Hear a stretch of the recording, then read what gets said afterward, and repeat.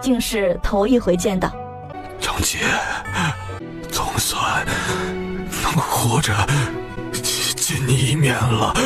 高柱心里地动山摇，想问问弟弟这些年去了哪里，想问问他怎么过活，为什么瘦成这副样子，但无论哪一句都似乎落了潦草。最后他只能用近乎卑微的声音道：是真的吗？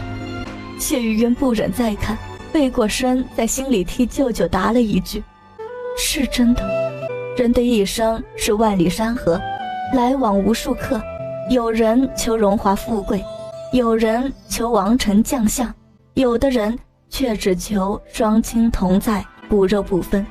身后不知为何没了动静，他忍不住回头一看，只看到两截衣袍消失在门后。谢渊心中一动，便要跟上去。阿元小姐，让老奴陪着小姐在府里转转吧。谢渊愣了下，点了点头。这府邸早在你娘还没有出个钱，大爷命老奴偷偷治下的。谢渊心里奇怪，这么早置这样一处宅子做什么？舅舅常住于此？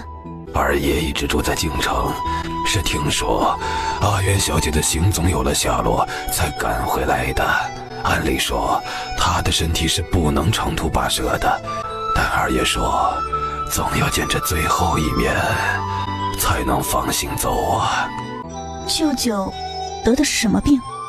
二爷从娘胎里带出来的就是身子弱，即便是养在菩萨跟前也只是保命而已。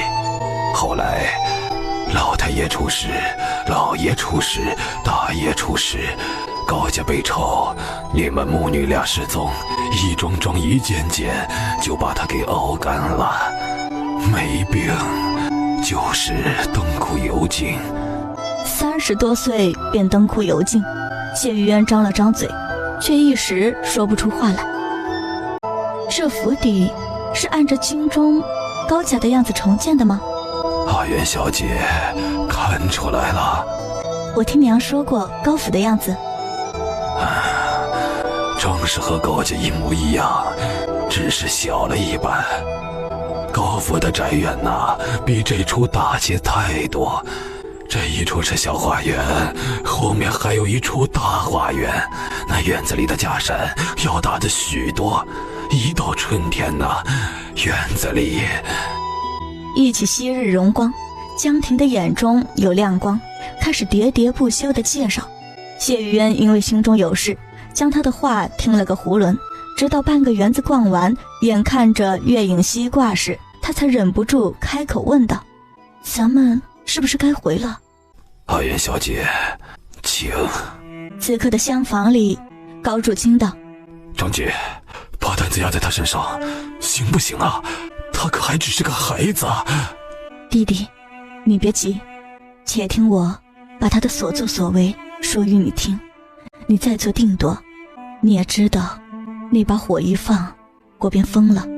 女子娓娓道来，声音平淡的如一碗温水，但高硕却越听越惊心，不知不觉手心渗出冷汗。当年我在高家，因为是独女，爹娘和大哥都将我捧在手心里，他们只教我贤良淑德，却没告诉我人性的险恶，以至于我嫁进谢府后，世人都道鬼可怕，殊不知比鬼更可怕的是人性。这孩子与我不同，他从小在虎狼中长大，没有所谓的妇人之仁，规矩是死的，人是活的。弟弟若把高家的家业交给他，只会比交给我好。别的姑娘在这个年岁还在父母面前称欢撒娇，他却要挑起家业。弟弟，婴儿呱呱落地还得学说话走路，人长肩膀是要负重，长腿脚是要前行。不是我推卸，这孩子确实比我厉害。既然如此，我会尽我所能教导他，别的只可明白。高柱心口一阵剧痛。你实话告诉我，还有多久？高硕伸出一根手指，还有1个月，还有不到10几天。有时候某一转瞬会变得特别漫长，长的像是过不完一样。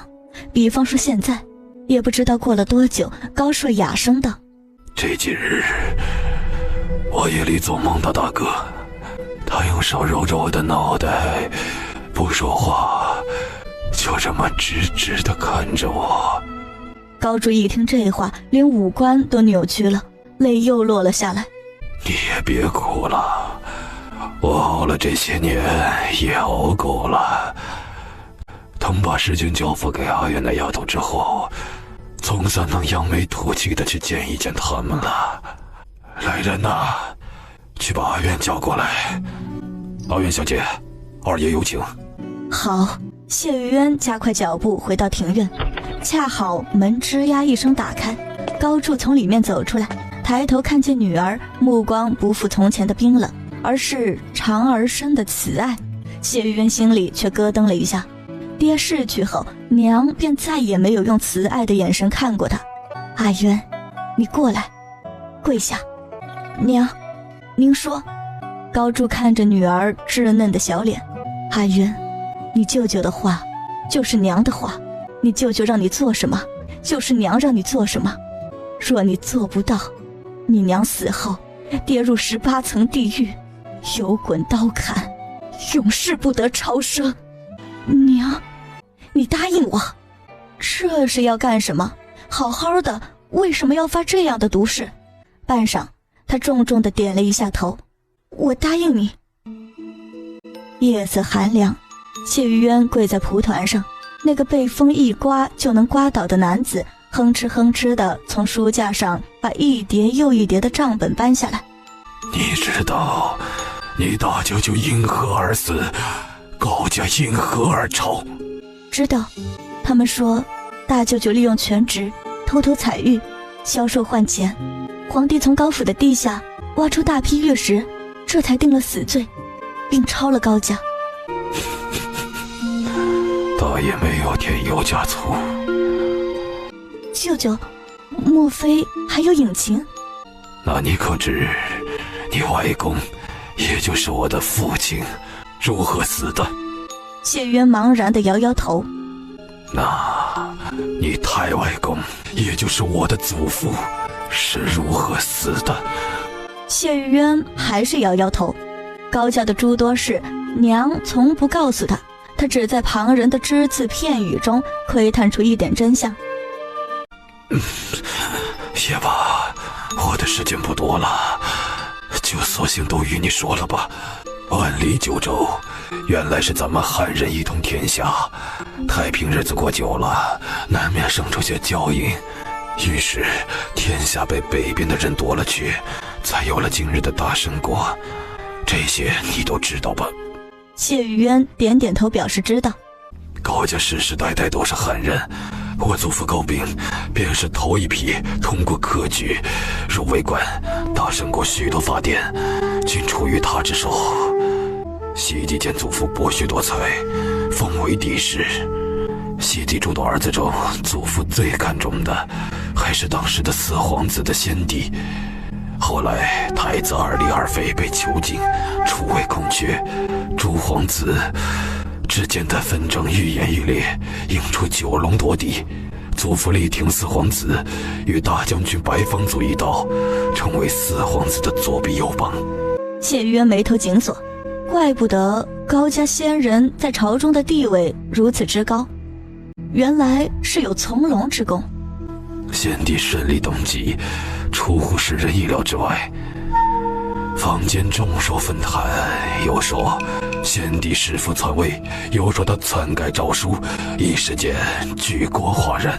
而先帝为了巩固地位，消除异己，将兄弟手足杀的杀，圈禁的圈禁，流放的流放。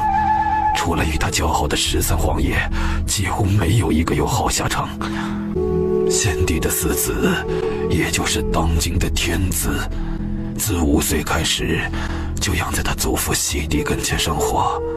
和祖父熙帝的感情比和先帝的感情还要深。除了祖父外，他最敬重的人是八皇爷和17皇爷，但这2人都惨死在先帝手里，所以他一心认为先帝是个暴君。谢玉渊的心突然被一根绳子吊了起来。当今天子不喜欢先帝的所作所为，自然也不会喜欢先帝的重臣。高家的悲剧原来早在多年前就埋下了。那舅舅，先帝的上位是名正言顺的，还是和传闻所说的那样是篡了位的？民间的传闻和野史的东西根本不可信。九龙夺地的时候，先帝是用了些手段进入了熙帝的视野，但要说弑父篡位，那是万万不可能的。舅舅为什么这么肯定？很简单，熙帝驾崩时，祖父就在龙塔前，同在的还有其他几位重臣。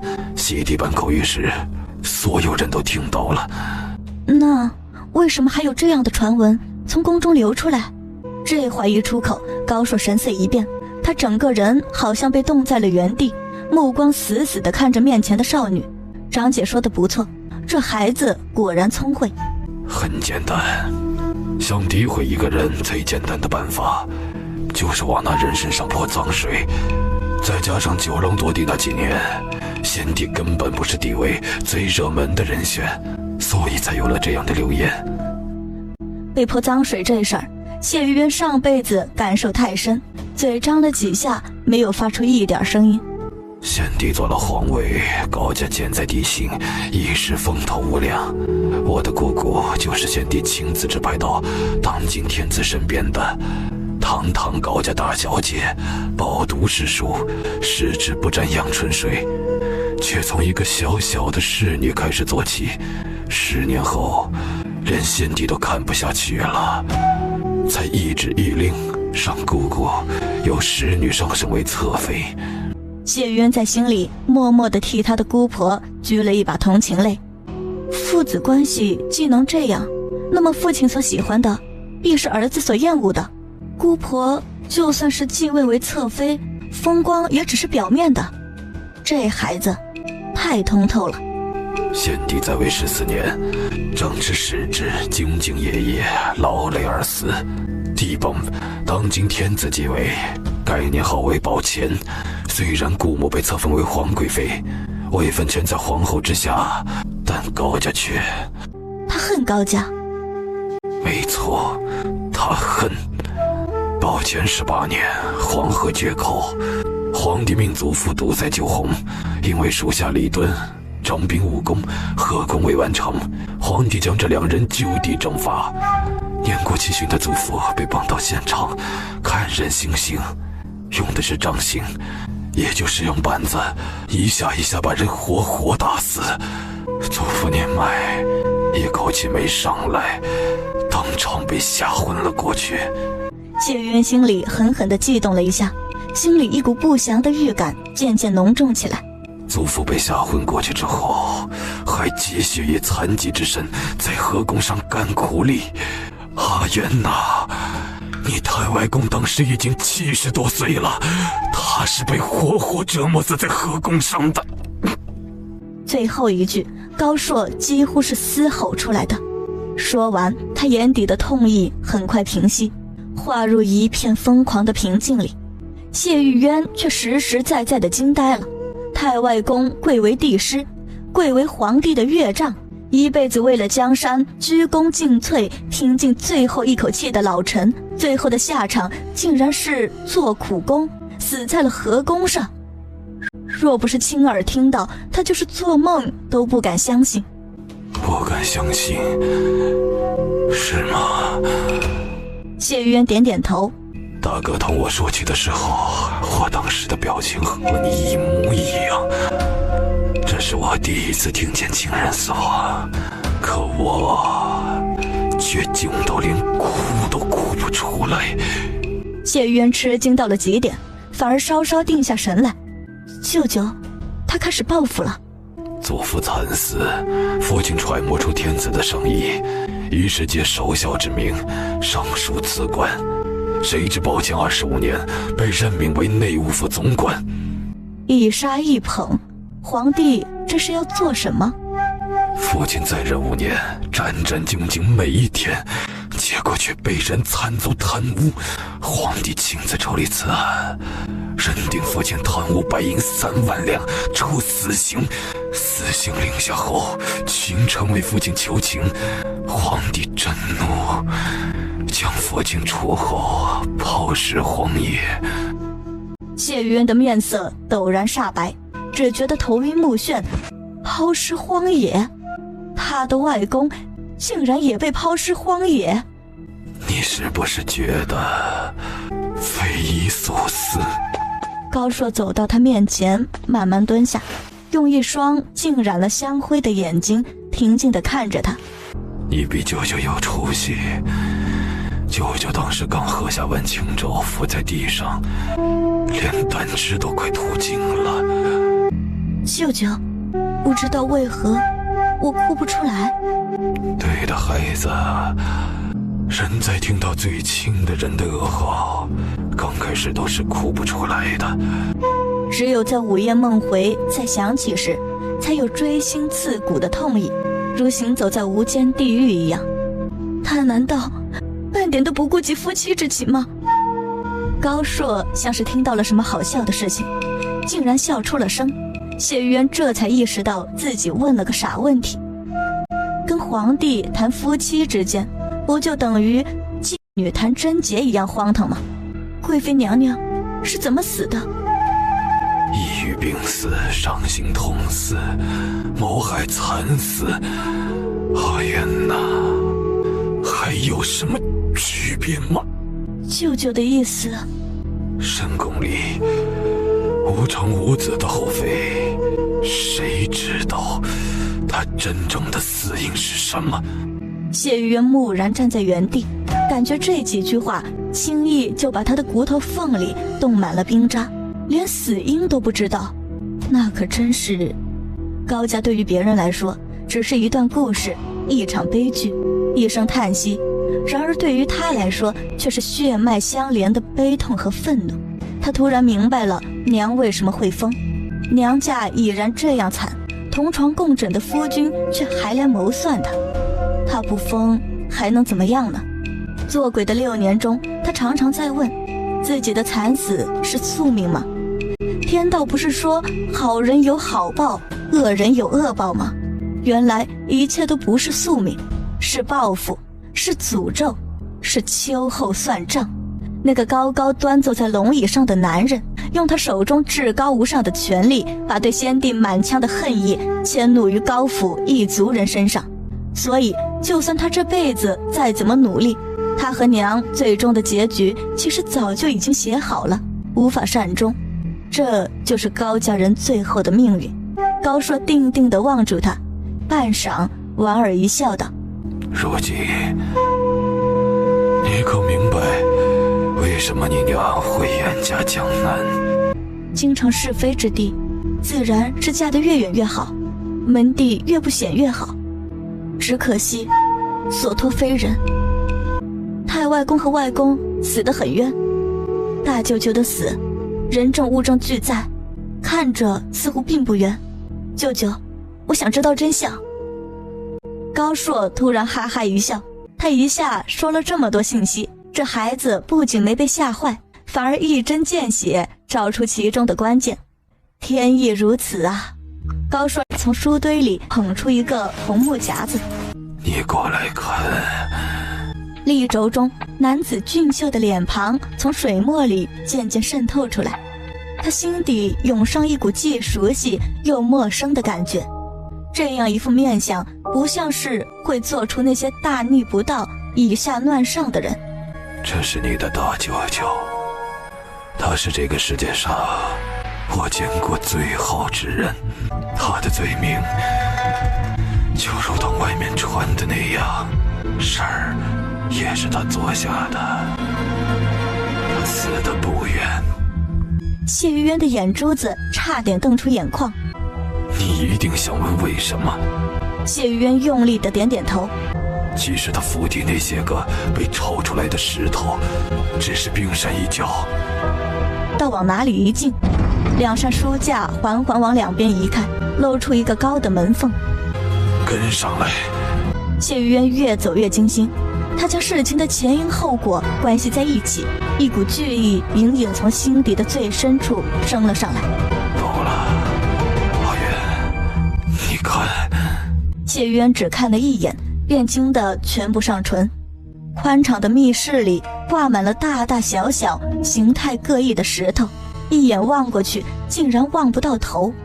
他上任的第一天开始，就暗中把石头往南边运，像蚂蚁搬家一样，日积月累，就这么攒了下来。大舅舅想干什么？他没有告诉我，只让我按下经营这些石头。怎么经营？玉灵阁是高家的，你可知南直隶、北直隶，包括京城，有多少间玉灵阁？谢玉渊短短几个时辰，接受了太多的噩耗，此刻浑身早已经精疲力尽。舅舅，你直说吧。九州万里，从东到西，从南到北，共有168间铺子是咱们高家的。谢玉渊心里剧烈地抽搐了下，168间铺子，每间铺子里都装满了玉石珠宝，这简直是惊天骇人的巨大财富。怪不得江婷说舅舅无病，是熬成这样的。这么大的财富帝国要运转，不熬怎么能运转得起来？大哥说，这天下如果君有礼，臣敬忠，父慈子孝，兄友弟恭，人人都能善终，那么这些财富将来取之于民，用之于民。但如果这天下君无礼，臣枉死，好人没好报，坏人活千年，那么……高适没有再往下说，而是从怀中掏出半枚玉佩，不由分说地塞到谢玉渊的手里。谢玉渊仿佛被烫了一下，想甩开，又不知道要往哪里甩。他睁大了眼睛，茫然地看着高硕。这惊天的财富并非高家的，高家只占30%。当另外片枚玉佩出现时，这财富必须物归原主。现在你舅舅我时日无多，这玉佩由你保管，你答应我3件事。什么？一，大哥和我一生的心血就是玉灵阁，从现在开始我把它交给你，你给我撑下去。第二，生的第一个男孩必须姓高，沿高家血脉，孩子做什么都行，唯独不能入朝为官，那地方是世间最肮脏的。3，当那人出现。谢玉渊一时间呆在了原地，他从未感觉心口这么沉甸甸过，像是有人往里面塞了一块石头，沉得他小小的身子几乎支撑不住。江婷上前把手中的一个黑色夹子捧到谢玉渊的手上。谢玉渊木然地接过夹子，脑子里一片空白。这匣子里是这些年玉灵阁赚的钱，2处宅子的房契，一处是扬州府的，还有一处在京城，是咱们高府的老宅。高家被抄后，宅子贱卖，我命江婷买了下来。江婷以后就是你的人，你是他的主子。我的手下还养了18个私士，这些人都在江峰手上。江峰是江婷的义子。江婷，你过来跪过新主子。江婷直直跪倒在谢玉渊的面前，磕了3个头。谢玉渊完全的呆住了，他根本没有预想到事情会突然演变成这样。高硕表情狰狞，勾勾地盯着他。谢玉渊被看得无所遁形，舅舅这双浑浊却透着死气的眼睛，还有娘恶毒冰冷的誓言，深深刺痛着他心底深处。舅舅，我答应你。江婷，你起来吧。高硕继而畅笑起来，笑罢他绕着整个书房走了一圈。这些还有这些，还有岩谷寺里我斋房里的书，你若看得顺眼就留着，若看不顺眼便一把火烧了吧。舍不得烧，我会好好保管的。来，坐下，舅舅与你细说一下玉灵阁的事情。做生意就是做人，人做好了，这生意自然而然的就会上门。灯下轻逸的少女，连窗外投进来的皎皎的月光都变得柔和了几分。天光大亮，一艘大船从扬州府码头驶离，高硕蜷缩在被窝里，看着身旁正替他熬药的高柱。你又何必跟着我往京城去？送到码头不就行了？高柱淡淡地看了他一眼，他们谁都没有让我送，我再不送你，你让我如何活下去？谢夫那头你放心，那孩子定帮我瞒住。想不想听我弹曲？从前大哥总夸我琴弹得好，咱们姐弟这么多年，你还没有听过吧？确实。高柱往古琴旁撩跑一坐，手指一动，弹出一个生涩的琴音。张姐受伤得很啊。10多年没弹了，这一路就当练曲吧，等到了岩谷寺，这手就不生了。若能听着张姐的安魂曲走，也算瞑目了。大运河上寒风四起，风夹着雨点子噼里啪啦打下来，片刻后雨丝变成了雪花，洋洋洒洒地落下来。运河上白茫茫的一片，看不见前路，亦看不见后路。半月后，岩谷寺里敲起了丧钟，岩谷寺老和尚最疼爱的俗家弟子空空仙逝。传到谢玉渊的耳中，他正在舅舅的书房里看那些账本，胸口翻涌了几下后喷出一口血来。他推开罗妈妈递来的帕子，将外衣褪去，换上素净的白衣后，向京城方向磕了3个头。高家最后一个男丁走了，走得无声无息，就像他活了这30多年一样，无声无息，无名无姓，只一个空空的法名。谢玉渊有那么一瞬间突然明白了老和尚为什么要给舅舅起一个空空的法名。来时空空，去时空空，人生空空。舅舅最后告诉他的话是：孩子，不管过去是什么样，现在是什么样，未来又是什么样，你都不用有多么的犹豫。高家的恨背负不到你身上，这3件事，你沿着你自己的人生路走下去。可真的就能走下去吗？谢玉渊从地上站起来，悠悠地叹了口气。高家3代人连生机都没有挣上，凭什么他和娘就能沿自己人生的路走下去？前所未有的如履薄冰呢？谢玉渊想到这里，重新又坐回书桌前，朝一旁静立的男子看了看。江峰，把另一叠账本给我抱过来。是，小姐。罗妈妈，今晚怕又是要通宵，你让小厨房做点清淡的小粥来。罗妈妈心疼地看着小姐越发瘦小的脸。是，既然是如履薄冰，那就在刀锋上试着走一走吧，反正最坏的打算也是做鬼，怕啥？尽人事，听天命便好。谢玉渊深吸口气，摒除一切杂念，把心思投入账本之中。又过了半月，江婷带着高氏在一个大雪之夜回到扬州府。高氏一回来，和女儿聊了几句路上的见闻后，命人把小佛堂给撤了。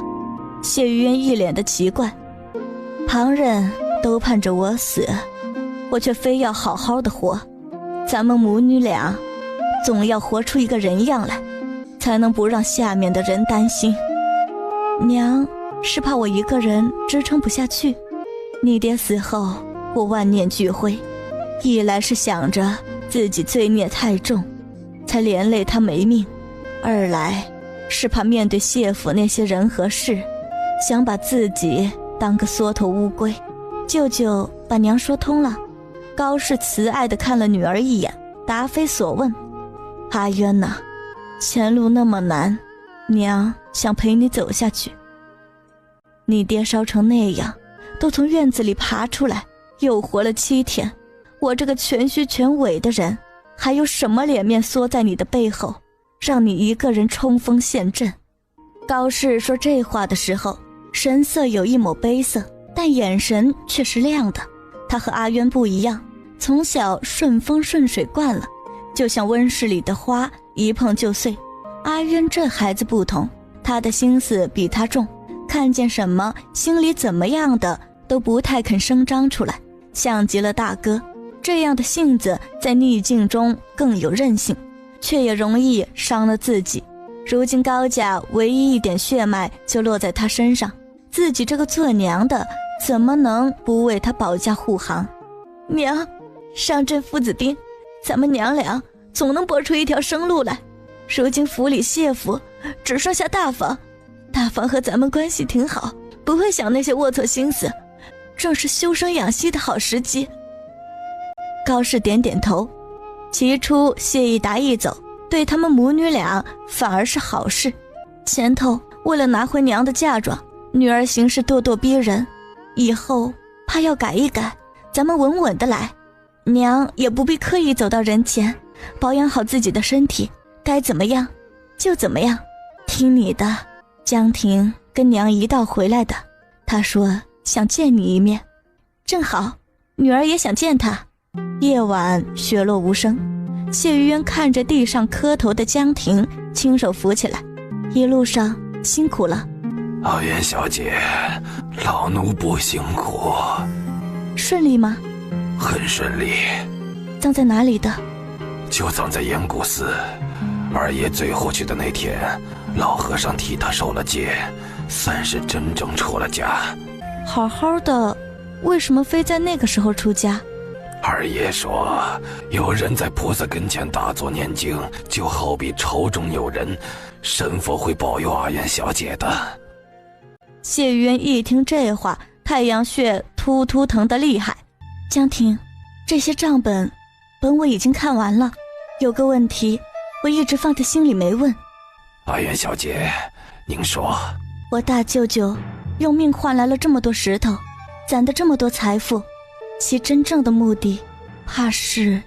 谢玉渊在小鸡上迅速写下一个字：反。江婷吓了一大跳。小姐，老奴跟在二爷跟前，二爷怎么说，老奴怎么做。江婷，你跟在二舅舅身边这么些年，若是连这个都看不出，你说我会信吗？还是说我长了一张让人不可相信的脸？江婷噎了一噎，半天没有说出话来，末了咬着牙重重点了几下头。果然被他料到了。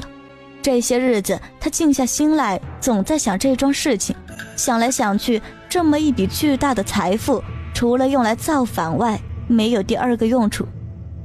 如今四海太平，皇帝虽然年老，政事上却还算清明，那么谁人要反？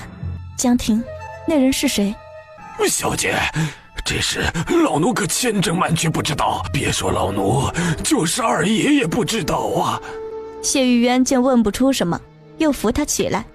江婷，竟然是那个字，即便我们不参与其中，万一失败，也难逃其咎。是，所以二爷刚开始并不想将阿渊小姐卷进来，若不是他的大限到了。谢玉渊摆摆手，示意他不必再说下去了。我这人只喜欢往前走，不喜欢往后看。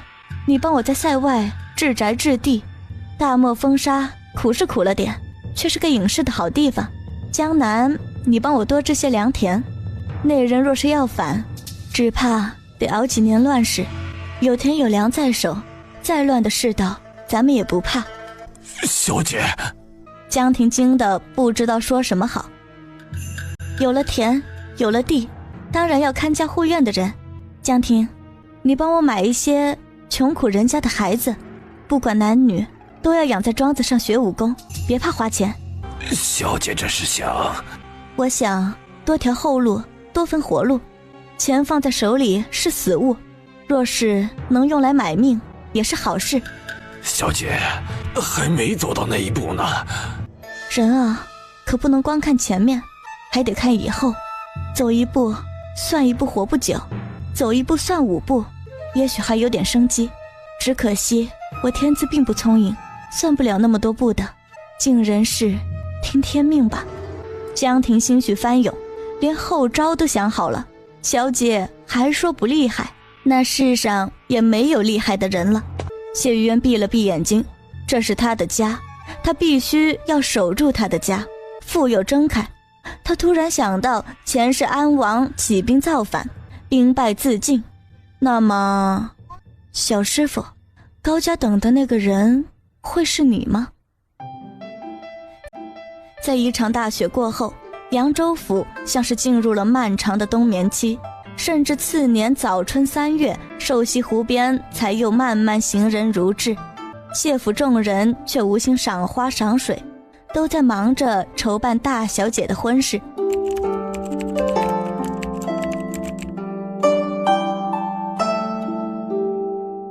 府里的这些鸡毛蒜皮的小事与青草堂毫无关系，母女2个关起门来过日子，安静的仿佛不存在似的。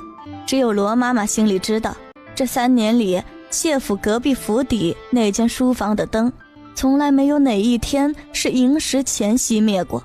时间总在不经意中飞逝，一晃又过了3个春秋。这一年3月，春闱会试，江南的诸多才子中入榜的不少。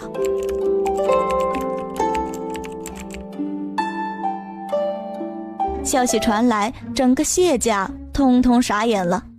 谢太太气得在福寿堂里狠狠骂了声孽畜。这小王八蛋不着家已经3年多了，他还以为死在了外面，正暗暗高兴可以多分一份家产呢，谁知道这货竟然种了探花回来。种探花不出意料就能入翰林，翰林院那是什么地方？那可是专出内阁大臣的地方。若再加上一个得力的岳丈家在后面帮衬着，这小子不就是生生压自己2个儿子一头吗？谢老爷则开心的差点晕过去，真是祖宗保佑啊，儿子成了探花，这可是谢家从来没有过的荣光啊。谢老爷当即命人开了祠堂，点了香火，叩拜祖先。这边刚拜完，那边知府大人带着贺礼亲自上门祝贺。知府大人一出动，扬州府官场闻风而动，纷纷往谢府来讨杯喜酒喝喝。开玩笑，谢府一下子2个人中了榜，以后前程简直像金子一样闪闪发光啊！谢老爷活了大半辈子，腰板从来没挺得这么直过，脸上也从来没有这么风光过。故事听到消息也是哭得一把眼泪一把鼻涕，虽然比不上他家小叔叔种探花那么有出息，但好歹也是榜上有名，知足了，知足了。罗妈妈把这些消息一字不落地说给谢玉渊听。这下好了，3爷中了探花，小姐在这府里又多了一层依靠。谢玉渊抬头看了他一眼，笑笑没说话。靠山山倒，靠人人跑，这辈子真正能依靠的只有自己。更何况三叔那个性子一点都不八面玲珑，官场上缠上欺下溜须拍马这一套做不来，内宅里的明争暗斗不屑做，他能顾好自己就不错了。罗妈妈见小姐脸上半点兴奋都没有，这3年来小姐接手玉林阁的生意，在江婷手把手的调教下越发的成熟稳重起来，脸上根本看不出喜怒哀乐，自己这个老奴也越来越猜不透她的心思了。妈妈，谢家怕是要入京了，一会儿你到玉林阁传个信。小姐，你的意思是三叔大哥都有喜事，如果我没有料错的话，他们不会放任青草堂留在扬州。小姐这么笃定，京城啊，那可是他既朝思暮想又恨之入骨的地方。正像你说的，三叔最感激的人应该是我，就算谢府别的人不同意，他都会请我入京。三叔如今说的话，谢夫人，谁敢小瞧？那玉林阁怎么办？妈妈，等消息定了，我再和江婷商量。而此刻的福寿堂正在商量入京的事情，老三的婚事，大少爷将来在官场的出路，哪一桩都是火烧眉毛的事情。京城一行势在必行，而且越快越好。问题是他们这一走，府里就只剩下青草堂的2位，合适不合适呀？万一传到了京城，皇位上的那位会不会怪罪呀？顾氏见2个老家伙犯难，心知肚明是为了什么。哼，如今高氏的疯病已经好了七七八八，二弟偌大的一个府邸，怎么能让姨娘当了家？说出去岂不是给人笑话？谢老爷多聪明的人，一听老大媳妇儿说这话，当即拍板决定一家人通通进京。谢太太虽然一肚子反对意见，到底没有敢说出来。这边刚刚商量定，那边谢管家就拿着谢三爷的信颠颠地跑进来。谢老爷忙不迭地拆开来看，一看气得脸煞白。谢探花整封家书里没提父母一句，只说了一件事儿：谢府入京，把青草堂那2位带着，不带你们也别到京城来了。这边刚刚商量定，那边就有好几家大户人家的太太前来给谢太太和顾氏请安，话里话外扯到2小姐谢玉湖，婆媳2个心知肚明。谢太太的算盘打的是噼里啪啦直响，玉湖这丫头老实本分，要是能嫁入京城高门里，给谢家添份助力该多好。顾氏这会儿恨不能插翅飞到京城去，哪儿还有心思和扬州府的这些个妇道人家闲扯，婆媳2个心照不宣的一一回绝。入京的事情定下来，谢府上上下下就忙开了，一忙更无人搭理青草堂的人。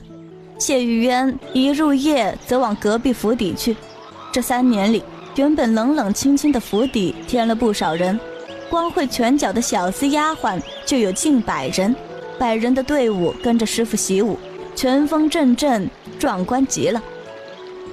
这日夜，谢玉渊依旧被伏在江峰的背上，穿过谢府的几处高墙，影影落在庭院里。江峰这人话不多，办事却极为稳重，性子像极了已经仙逝的二舅舅。谢玉渊很看重他。小姐，江爷在书房等你。谢玉渊没有急着进屋，而是转身走出了庭院。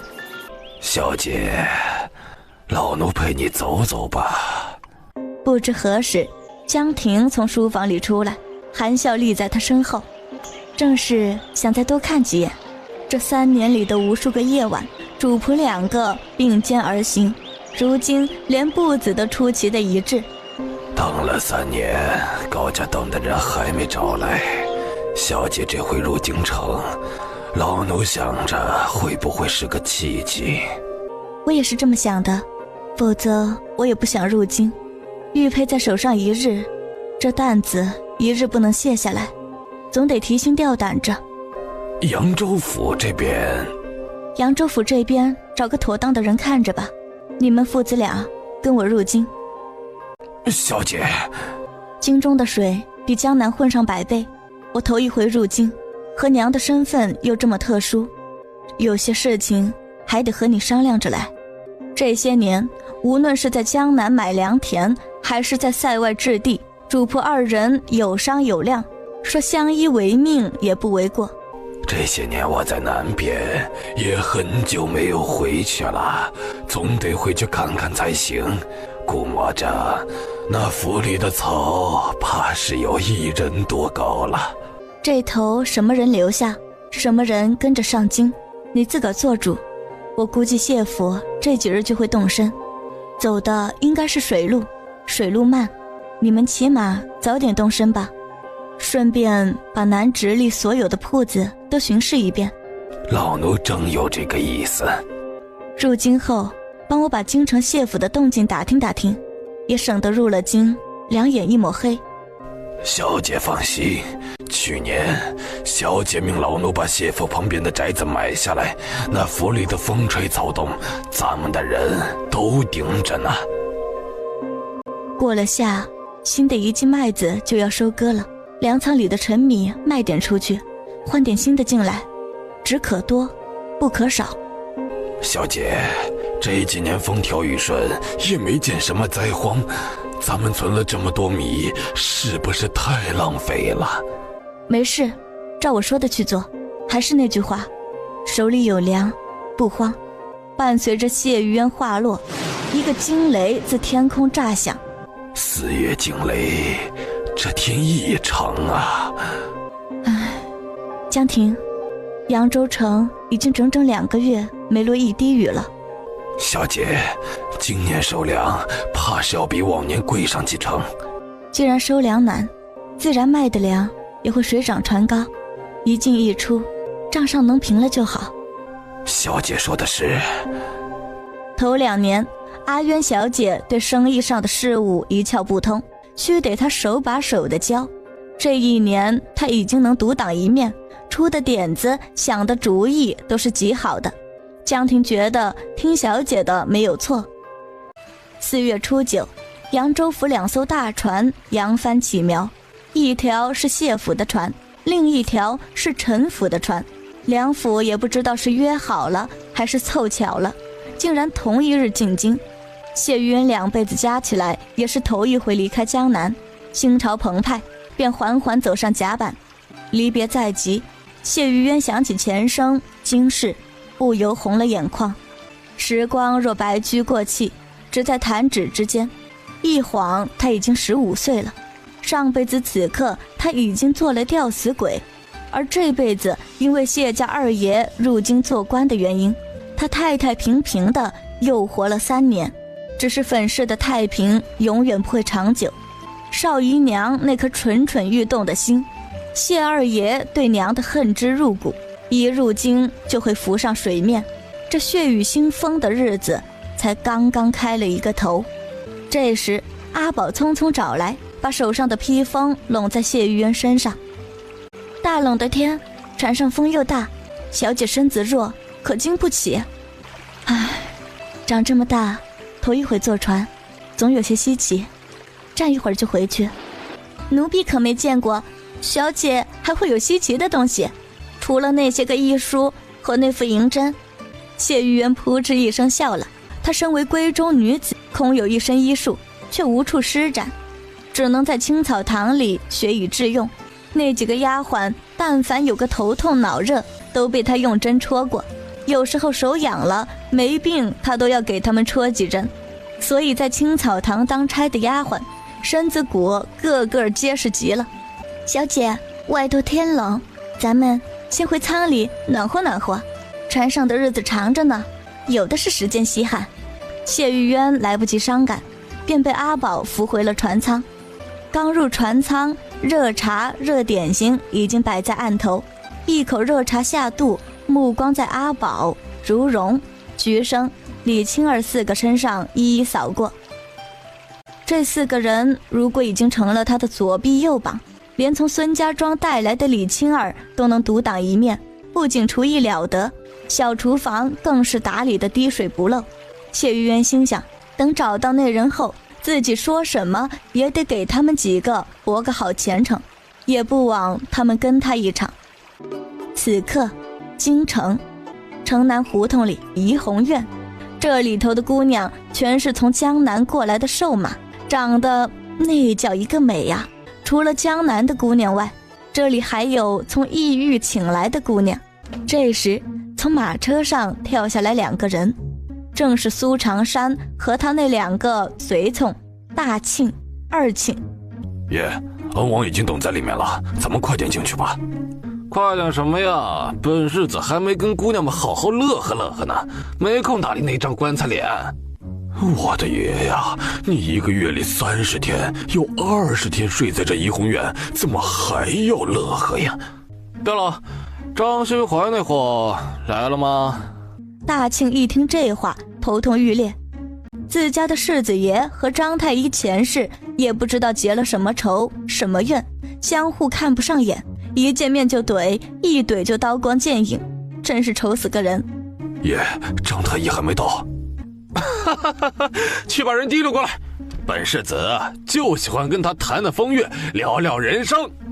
半个时辰后，太医院院守张虚怀青着一张脸，脚步虚浮地走进了万花楼，坐进了富丽堂皇的雅间。姓苏的，你把我叫过来干嘛呢？一大早就来逛妓院，你有病吧？昨儿夜里有娘娘吃坏了肚子，传急脉，折腾了整整1个晚上，简直要了她的老命。难得今儿个休沐，本想在床上睡一天，偏被这个王八蛋给叫来了，损不损呢？苏长山瞥了他一眼，目光落在一旁的李景业身上。不疯魔不成活，小爷一大早就来逛妓院，这才符合我京城小霸王的人设。对了，有2个消息，一个好的，一个坏的，想听哪个？先听坏的吧。石榴爷，我胆子小。坏消息是，今年春天江南2月无雨，冬小麦收成欠佳，以至于粮价高涨。皇帝责成工部开具饮水，粮仓放粮。朝廷拨了多少银子？这个数又是一笔大开销啊！可不是嘛！去年末皇帝50大寿，天坛祭祖，泰山祭天，银子流水一样花出去，国库都空了，户部叫苦不迭，恨不得一个铜板掰成2半花。怪不得户部尚书徐国平这几个月月月往太医院递帖子，原来是愁的呀。后事呢？听说谢家进京了。哎，我徒弟谢玉渊呢？听说也跟着进京了，这会儿正在路上呢。走的是水路，还有20天便到京城了。李景业脸上没有任何表情，眼神却有了瞬间的沧桑。有3年没有听到这个名字了，感觉像是过了很多的岁月。他甚至有些记不起那丫头的长相，只记得那一双眼睛又大又亮。这边张虚怀来来回回的走。哎呀，这丫头入京了，你们说这个做师傅的是见呢还是不见呢？要是见的话，他还能不能认出我来呀？我们俩的关系是继续师徒相称啊，还是别的？哎呀，哎呦，伤脑子！你能不能老老实实的坐下？我徒弟快进京了，我还坐得住吗？老子这辈子只收了这么1个徒弟，老子可是重情重义的人，哪像你这个无情无义的，去一趟江南都不和那个丫头好好叙叙旧，神渣！你不就想找个张家的传人出来，引荐到太医院，好把你解放出来吗？可惜啊，谢玉渊是个女的。张虚怀顿时像戳破了气的皮球。老子在太医院起得比鸡早，睡得比狗晚，整天战战兢兢的时候这个时候那个，生怕一个不小心就脑袋掉地上，我他妈容易吗？你不容易，就想把谢玉渊也拉下水吗？我是那么龌龊的人吗？我只是可惜他这么好的一手针法。李景业和苏长山对视一眼。你是？张虚怀白了这2个货一眼，头一扭，傲娇的生气去了。今年殿试前3甲的那个谢堂华，你们觉得此人如何？远远的瞧了一面，看不出好坏。怎么，你有意想结交啊？我的意思是，远离一点。木之啊，你是不是打算凡是和谢玉渊扯上关系的人都绕道走啊？是。哎呦喂，我的好徒弟呀，师父白收了你了。师父本打算你入京，怎么着都要去迎一迎，哪知道啊，你的小师父啊，死活怕连累你呀。李景业淡定的转身，从怀里掏出一个玉佩。有这个功夫在这里后，不如想办法找出这个人来。张虚怀一看那玉佩，立刻止了嚎。木之啊，咱们找那个人找了这么些年都没找到，会不会是你外公在和咱们闹着玩啊？李景业用白痴一样的眼神看着他。算我没说。苏长山从李景业手里拿过那玉佩。木之，我总觉得这玉佩上的雕工是扬州工啊，要不派个人再去扬州府那边打听打听？就让青山去吧。对了，阿古丽什么时候回京？是六爷，他还有1个月。1个月？李景业目光如炬，陷入了深思。啊嚏啊嚏！谢渊莫名其妙地打了2个喷嚏。阿宝，给小姐多披件衣裳。阿宝把披风罩在小姐身上，谢玉渊见他们一个个的比他还有大夫的样子，心头微微一笑。娘，这几日怎么样？二奶奶挺好的，不过可能是因为离京城近了，这几日用饭用的有点少。走，咱们到他那屋坐坐去。话落，有人敲门，一请进来原是冬梅。大小姐，前头就是山东聊城码头，陈家的船想在这里歇上1夜，老爷太太已经应下了，请小姐带了替换衣裳往客栈住1夜。谢渊心中冷笑，这陈家挺有意思，自从大哥哥往京城去读书后，陈家对谢家就冷了下来，两府基本没有来往。这会儿谢家隐隐有发达的趋势，陈家就又凑上了，可真是会钻营啊。我知道了，谢谢冬梅姐姐。谢渊等人离开，想了想道，罗妈妈，你让娘那头也准备准备。是，小姐。客栈很大，闲杂客人早已被清空，各个门口都有小厮婆子守着，几十间房都被陈府的人包了下来。蒋夫人见谢家的人到了，嘴角浮上一个客套的笑。老爷太太安好，房间都安排好了。原本也不想惊动你们，但这船坐得实在是乏人，咱们又是一同从扬州府出来的，娘儿们聊聊天，正好有个伴。陈老爷人呢，怎么还没有下船？我家爷刚下船就被山东知府请去了，快坐吧。谢老爷谢大爷见屋里全是女眷，不好多停留，匆匆一集后寒暄了几句，便借故离去。蒋夫人面甜辛苦，若是从前自己堂堂县主，何须要跟谢府这种人家打交道？奈何人家府里出了个探花郎，今时不同往日，身份拔高了，让夫人破费了。一家人不说两家话，快坐下喝口茶吧。这船上的日子难熬啊，我真是数着手指头在过日子。哎呦，这话真不错，我800年不坐一次船，坐一次就被折腾去了半条命哦。谢太太的脸色瞧着不太好，赶紧坐吧，别站着了。谢太太一言坐下，蒋夫人这才注意到谢太太的身后站着2个人。谢太太，这一位是夫人，这是我二媳妇高氏，高柱。哎呦，我们姐妹啊，还是在没出门子时见过一面，这一晃都快20多年过去了。高氏轻轻抽出手，淡淡地回了4个字：夫人安好。谢玉渊屈膝扶了扶，3年不见夫人，夫人越发的年轻了，一点都没变。你是3小姐？老夫人还惦记着。我娘多年不见外人，不太会说话，又怕冲撞了贵人，所以戴了个面纱，还请夫人别往心里去才好。蒋夫人出身侯门，又是个官太太，什么样的人没见过？一听这话，心里又惊了惊，太滴水不漏了，真是个好孩子呀。妈妈，先带娘回房吧，我陪夫人好好说说话。去吧去吧。谢太太笑得一脸慈祥，眼角的余光目送高氏离开。也不知道这女人的疯病好透了没有，像她这样的真不应该回去京城，一女侍2夫，传出去简直就是个笑话。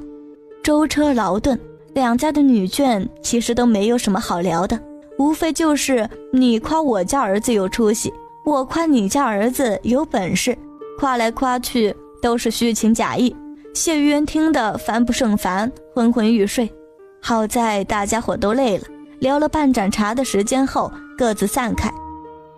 谢玉渊走向2楼，刚到拐角处，谢太太用冰冷的眼神看着他。谢玉渊未有半分惧色，笑盈盈地上前低声道：祖母，是阿渊做错了什么吗？请祖母教诲。蒋夫人也不是外人，和你娘又是闺中好友，多年不见，无论如何都要把面纱拿一拿，这是做人的礼节。祖母说的是。谢玉渊这样好的态度，谢太太倒不好多说什么，点了点头，扶着丫鬟的手离开。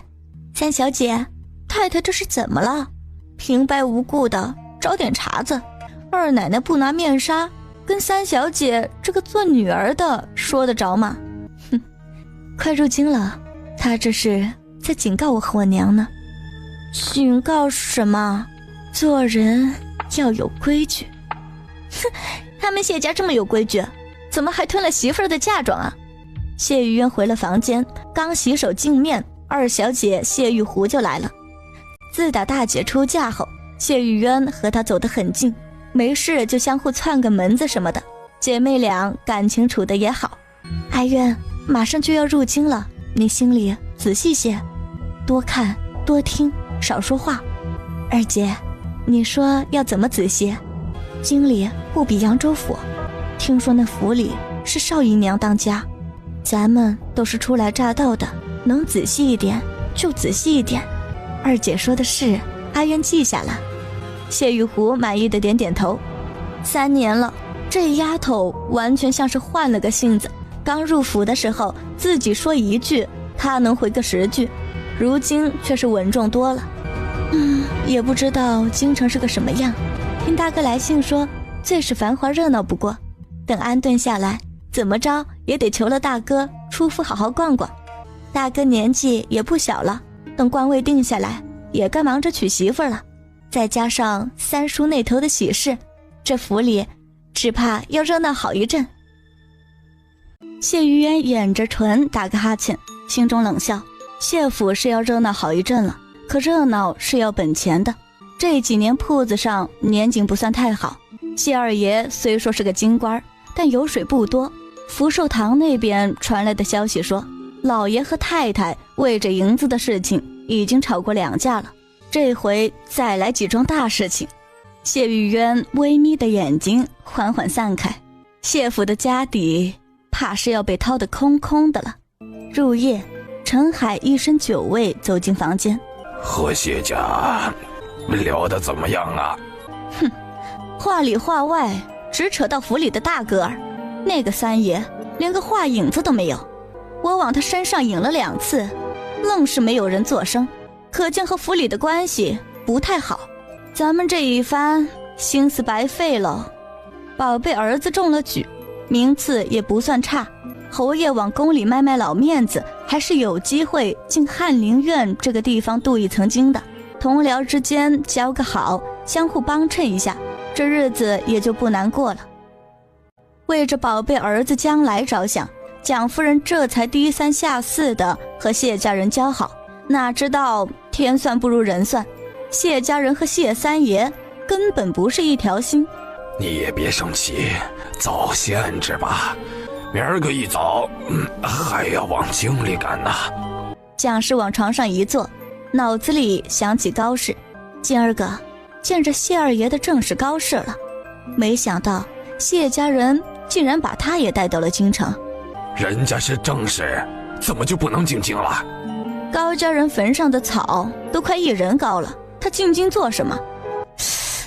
也是奇了怪了，宫里那位3年前派王直宣了个旨，把谢二爷升了个官，就没有动静了。你说他这是惦记着呢，还是已经把人给忘了？地形难测呀。若说那位忘了吧，内务府那些个高价东西一直好好藏着，也没有入库。若说没忘吧，这3年了，把人摆在那里不闻不问，我怎么就看不懂了呢？你要是能看懂，那就坏事了。我总觉得高氏这回进京不是什么好事。哎呀，睡吧睡吧，这人与咱们也是八竿子打不到一处的人。此刻京城御书房朱漆大门敞开，石榴爷来了，皇上在里头，您里边请。李景业深吸一口气，锦袍轻动。儿臣给父皇请安。宝前帝看了他一眼，略微抬头示坐。李景业乖乖安坐，低眉垂目的，脸上没有一丝多余的表情。父皇这么晚了，叫儿臣过来，不知道有什么要事。江南旱灾，朕命工部营区放粮救灾。石榴啊，你觉得妥当不妥当？李景业心头大震，这事儿早就板上钉钉，这会儿拿出来让他说，是有什么深意吗？目前看是妥的。哦，倘若父皇想再进一步体恤百姓，就将金秋的税赋降一层。江南税赋几乎占据国库的一半，这一层税减了，国库的收入又少了许多。这治国就和治家一样，开门七件事，柴米油盐酱醋茶，哪一件都少不了银子。父皇说的是，人不治国，死不带兵。石榴啊，你这心还是太软了些。李景业直直跪下去。父皇，儿子受教。宝前帝居高临下的看着他。石榴，你最近胆子不小啊。李景业一愣，心里有些七上八下，转念的瞬间就知道是为了哪桩事情。儿臣回京好些年，从来没有见过石漆叔公，想着端午节快到了，又正好路过，便去瞧了一下。他，先帝有没有说过，任何人不得与他有丝毫接触？父皇，我虽与老王叔隔了辈，但血脉里流的都是李家的血，一脉相承。石榴只想看着老王叔过得好不好，下人们有没有怠慢？书房里毫无声息，似乎过了很久。一脉相承。儿臣无视先帝遗训，请父皇治罪。起来吧，他现在如何了？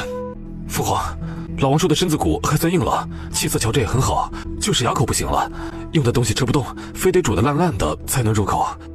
朕小的时候，他还抱过朕呢。去吧。儿臣告退，父皇早些安置，保重龙体。等一下，父皇请说。怡红院这种地方以后少去，堂堂皇子总往那种地方跑，成什么体统呢？帝王家的脸面还要不要啊？是，父皇。滚吧。片刻后，李公公打着秋千进来。皇上，石榴爷这是怎么了？眼眶红红的，见着奴才也不搭理，可是惹皇上生气了。你这张嘴呀！朕说了他几句，他就哭鼻子，这性子也不知道像谁。来人呐，御膳房今日给朕做的宵夜，送一份去石榴府上。是，皇上，奴才遵旨。安王府灯火通明，张旭怀看着案头上的几碟小菜，一碗清粥，不知道是该哭呢，还是该笑。这皇帝老儿忒抠门，赏的东西也不赏点好吃的，清粥小菜，什么破玩意儿？李景业，你今儿个在皇帝跟前说了什么呀？得了这些东西。他问我江南旱灾，我说减税。蠢货呀！国库空空，你不说加税，反说减税，怪不得宫里只送了1碗白粥。你这是要让皇帝穷得喝粥啊！还有，前几天我又去看了一下石漆老皇叔。完了完了，你敢把先帝的旨意当成耳旁风啊？皇上没把粥糊你一脸，算是对你小子客气了。李景业见他笑得一脸得意，正要说一句滚回你房里，别在我面前晃荡，张旭怀的脸又凑近了几分。小子，这步棋你算走对了。宝前帝自小在西帝跟前长大，西帝之所以喜欢这个孙子，就是因为他天资聪明，而聪明人一般都不喜欢聪明人。李景业在江南一事上表现出来的愚钝，正是皇帝喜欢的。更重要的是，先帝讨厌石漆老王爷，宝前帝不讨厌，否则也不会让太医院每个月15请一次平安麦。虽然上次就1碗白粥，依我看好处还在后面，你等着瞧吧。李景业听这话，不怎么明显的笑了。都说做皇帝难，其实做皇子更难。皇帝已年过50，即使保养的再好，也已经有了老态。一个垂垂老矣的皇帝，最怕的就是儿子们要夺他的地位，所以一有风吹草动，就这个警告，那个试探的。皇帝先从九龙夺嫡中吸取教训，不设太子，传位的诏书就放正大光明牌匾之后，所以不到最后一刻，谁也不知道最后上位的人是谁。这一招明面上看着四平八稳，但暗下却早就汹涌澎湃。3年前江南官场大换血，敲打平王；2年前伐过的福王，还有最近跳出来的晋王，都在蠢蠢欲动。打压一颗棋子最好的办法，就是扶起另一颗棋子。1碗白粥不是白赏的，后面隐藏着帝王的平衡术。自己这个蛰伏了整整5年的不成器的安王，终于稳稳地往前迈了一步。船晃晃悠悠又行了6天。5月初4，谢家和陈家的船同时行至通州码头。谢玉渊一出舱门，看到了隐在人群中的江亭、江峰。这父子俩微不可察地向他点了点头。谢玉渊眼露惊喜，趁人不注意的时候轻轻挥了挥手，嘴角上浮出明亮的笑容。江亭父子心中微暖，迅速转身离去。他们一走，谢玉渊也扶着罗妈妈的手下了船，一头坐进了谢府的马车里。陈清燕看着消失在人群里的老少2人，心里的震惊不亚于被雷劈中。他怎么会认识京城的人？瞧他们按下打招呼的样子，应该是极为熟悉的。一个内宅千金大小姐和外男相熟。陈清燕目光深远又克制地向那马车看过去。当年在雨中奔跑的少女长大了。车行了1个多时辰，众人便到了京庄谢家的宅子。看着还算气派，但远远比不上扬州府。各院仍沿袭扬州谢府的名字。三爷刚刚搬进来，院子在后花园的西北角。西园最好的院子是有2个，少姨娘占了1个，2少爷占了1个。哼，这府里谁管事？是少姨娘。来人，去把少姨娘叫来。三小姐，少姨娘这会儿正在福寿堂。言外之意，没空来见你。谢玉渊朝李青儿看一眼，青儿会意。三小姐叫你去，你就去。一个姨娘在正房小姐面前摆什么谱？李青儿做惯了灶上的活，手上很有几分狠劲，再加上她又是从孙家庄出来的，虽然在三小姐面前低眉顺眼的，便血液里的野性依然在。那小丫鬟何曾见过这么凶悍的人，哭着就去回话了。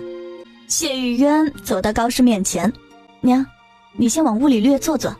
谢玉渊站在院子里等了一会儿，不见有人来，索性带着罗妈妈和李青儿去了福寿堂。老爷太太端坐在上首处，3个儿子请完安，站在一旁。谢玉渊进来便直直跪在堂下，话说的简单明了。那院子阴气森森，又小又破，他要换。谢太太刚下船，又连坐了1个多时辰的马车，正颠得浑身难受。一听这话，目光便朝少姨娘看过去。少姨娘还没来得及辩说呢。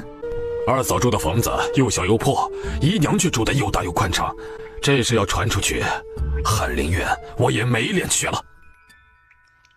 谢老爷在大事上从不糊涂。少姨娘，你怎么安排的房舍，还不赶紧去换？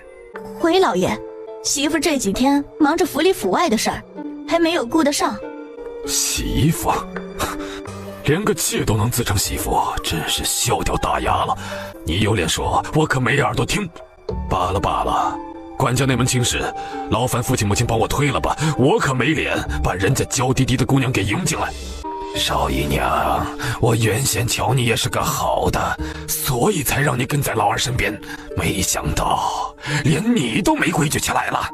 少姨娘哪承受得起这么重的话，扑通一声跪倒在地上，眼泪扑簌簌地落下。谢二爷一见心爱的她被骂，有心想帮上一帮，当着父亲兄弟的面，却又不好自己出头，只能眼巴巴地看着自家老娘。老娘，那是你的外甥女，你快帮着说两句啊！谢太太倒是想帮，可这会儿连说话的力气都没有，怎么帮？只能拿眼睛去挽谢老三。少姨娘见一屋子的人，连个吱声的都没有，心里恨得简直想去死。谢，这就去帮二奶奶换。谢玉渊这才从地上爬起来，走到三叔面前，屈膝伏下去。多谢三叔，只是我和娘清冷惯了，不想住太热闹的地方，就想找处幽静的宅子，安安分分的过日子。谢三爷明白他的意思，一时脑子转了起来。谢府的西北角倒还有处院子，就在我隔壁，离我那也近，抬个腿就到了。要不搬到那儿去？西北角，那就是离他买在谢府隔壁的宅子一墙之隔，那就依三叔的吧。走吧，三叔啊，陪着你过去看看。多谢三叔。叔侄两个自说自话把院子定了，又自说自话的走了，连问都没有问别人一声。谢老爷倒觉得没什么，谢太太却要气死了，手上的青筋根根爆出。这老三知道自己不待见三丫头，故意来恶心她呢。少姨娘看着二人离去的背影，心里一肚子的官词。奇了怪了，这叔侄俩八竿子碰不到一块儿的人，怎么一下子亲热起来了？谢家大爷冷眼看完这一幕，心里沉吟着，还是得让自家女人把管家大权给夺回来。姨娘能当好家吗？笑话。穿过后花园，来回路转，别有一番洞天。我住的那个院子小一些，你的那个院子大一些，你们娘俩啊住着正合适。谢玉渊站定，抬眼上上下下的看他。当年落魄不羁的书生，终是穿上了体面的衣裳，成了一个体面的人，内里性子瞧着却还是没变。干嘛这么看着我？谢玉渊伸出一掌，谢一为先是当头愣了一下，然后伸出手重重地击了上去。我老实说了，我这种人只要考前三甲那是稳的。若考不上呢？我趴在地上给你当小狗骑。誓言犹在耳边，一晃却已3年。谢一为此刻才算体会到人在高处说话的分量。三叔如今今非昔比，三叔这条大腿，阿渊以后抱定了。你那不废话吗？不给你抱，给谁抱啊？话落，便有小厮跑过来。三爷，三爷，外头有客。啊，我先去，回头再来和二嫂请安。三叔快去，咱们来日方长。我老师一直说想要见见你，回头我带你去见见。他老人家还活着呢，回头再来找你算账。小姐，三爷像是换了一个人似的，瞧着都比3年前开朗了好多。妈妈，权力和地位是男人最好保持开朗的方法。这时李青儿走过来，一脸的愤怒。小姐，好好的前院不住，为什么非要住到后院来？合着刚刚奴婢那一巴掌白打了？没白打，打得好。打了才能看出人心来。啊，小姐看出啥人心了？咱们上京的消息少姨娘早就知道了，她若是知道点好歹，就应该把最大的院子痛痛快快让出来，清扫得干干净净，请娘住进去。哼，这个少姨娘不仅没让，还把二奶奶安排到那样一个破院子，为的就是给咱们来个下马威。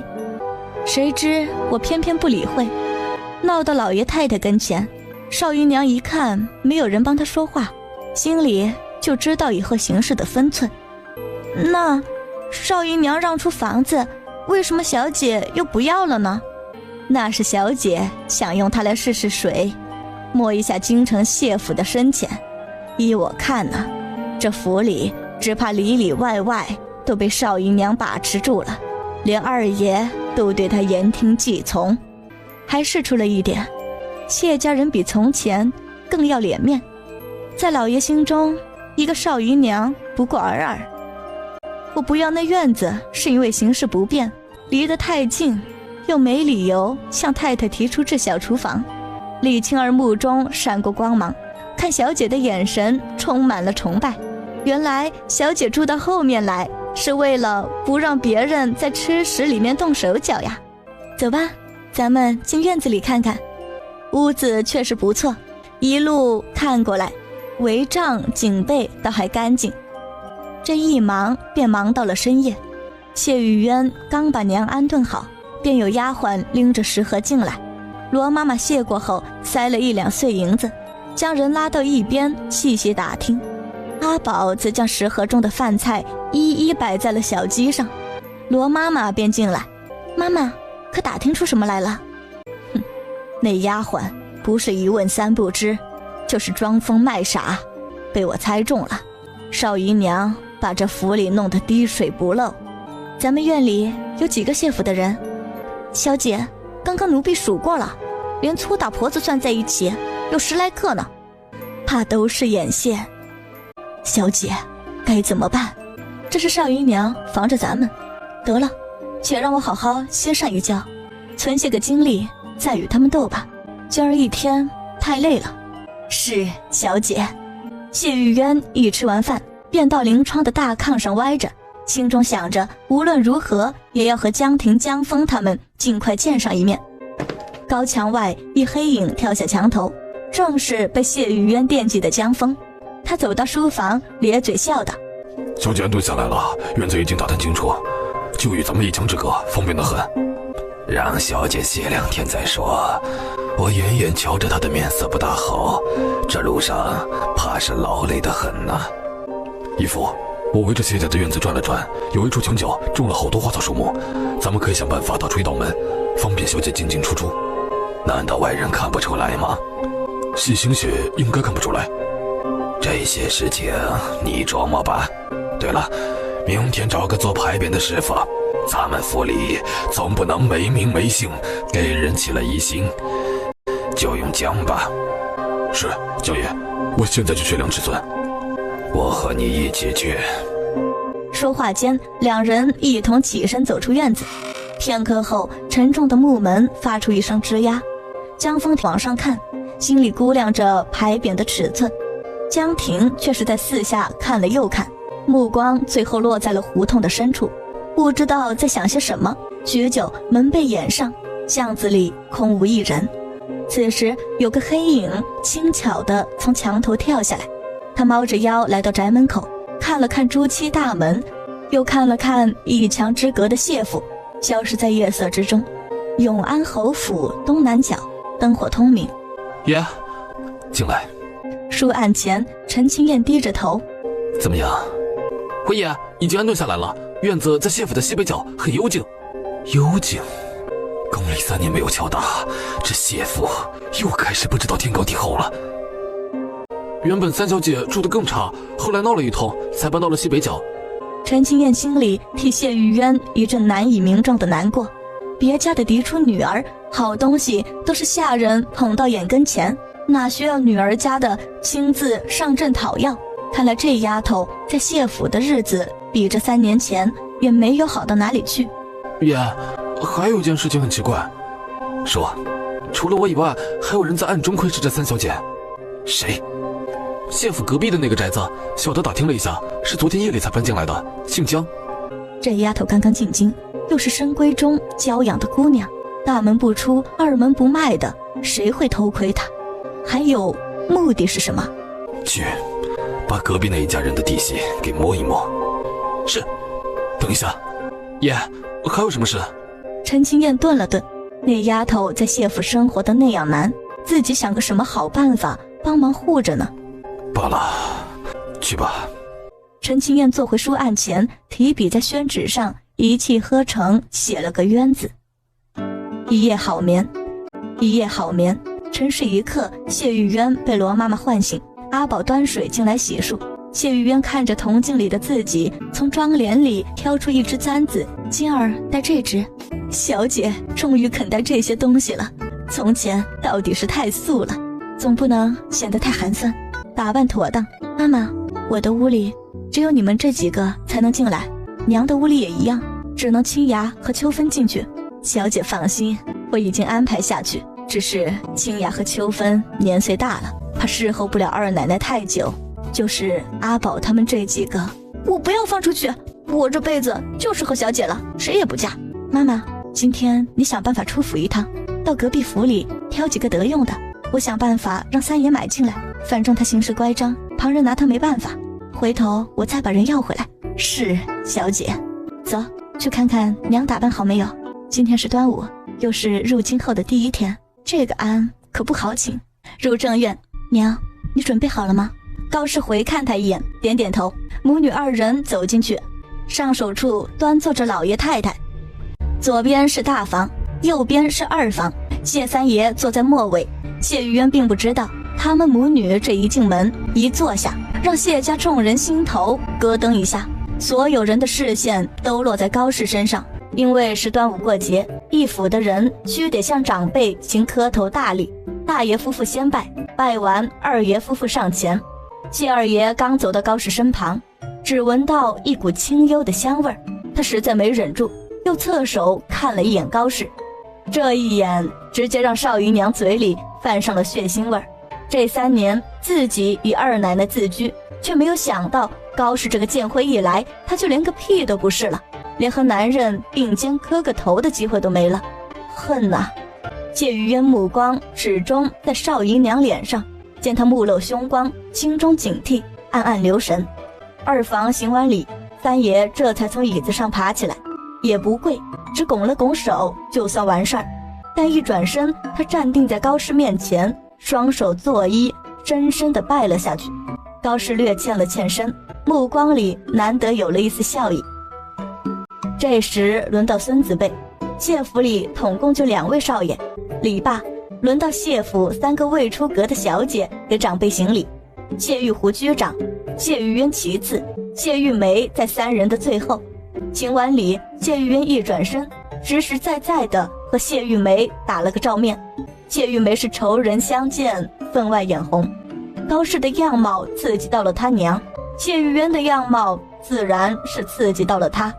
他冲谢玉渊冷笑一声，鬼使神差的逼骂了句：乡巴佬。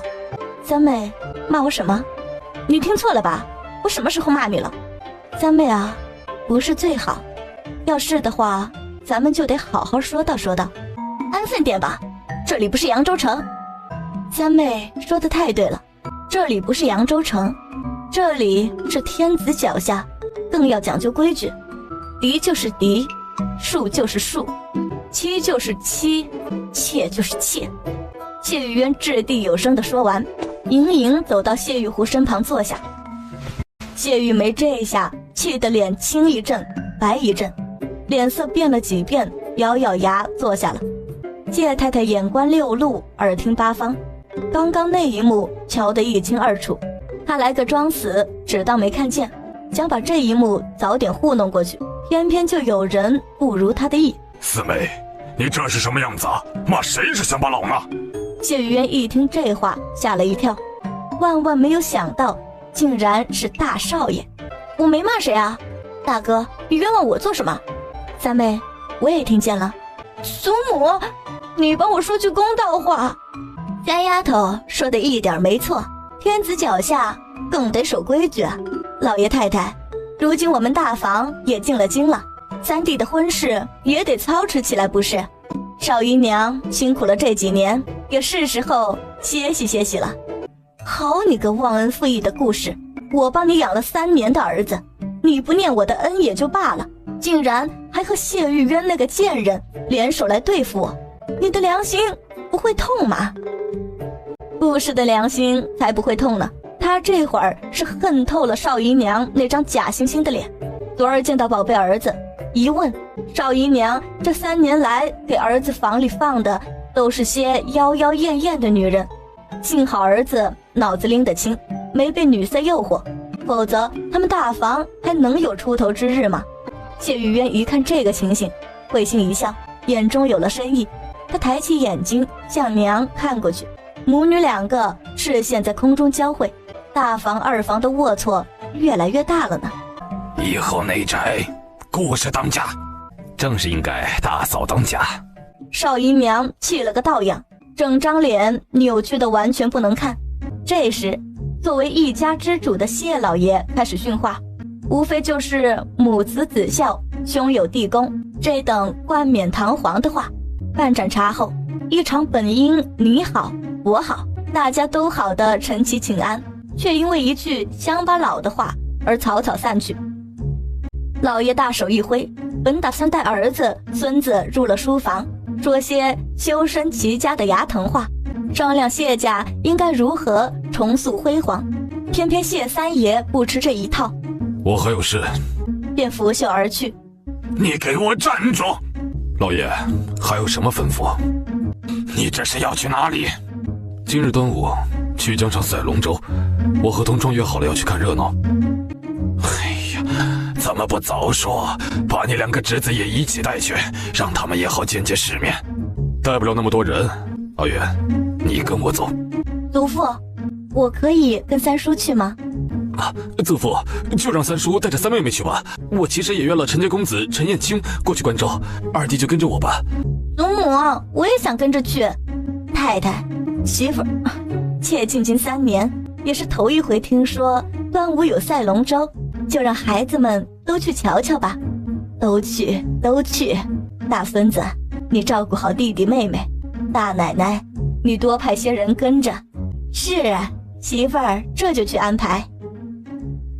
谢玉渊一听有陈清燕，顿时就没了兴致，正想着要不要找个什么借口不去，却见娘目光如水地向他看过来，然后轻轻点了下头。谢玉渊咬了咬唇，把已经浮在嘴边的借口给咽了下去。